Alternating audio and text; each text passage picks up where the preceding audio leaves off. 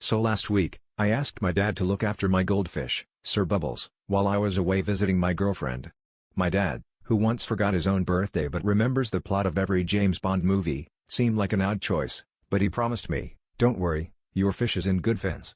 I left him with enough fish food to survive a minor apocalypse and a strict warning not to tap the glass, no matter how bored he got.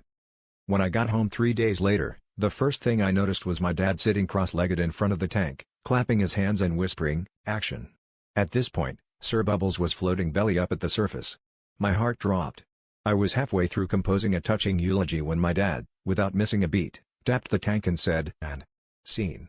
Sir Bubbles immediately flipped over and started swimming like nothing happened. I stared at my dad, who beamed at me and said, "He's a natural." I call this trick the dramatic demise.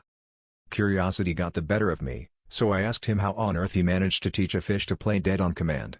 He winked and said, "It's all about positive reinforcement. And maybe a little method acting.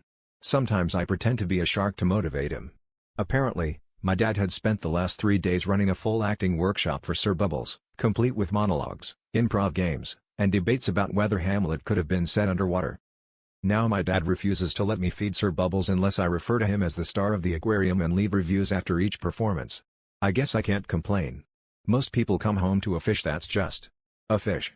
But thanks to my dad, mine has a dramatic range so wide, even my cat can't tell if he's acting or auditioning for a part in Finding Nemo 2, The Tankening. At this rate, I'm worried my goldfish might actually win an Oscar, because with my dad around, there's always a lot of real talent in the house.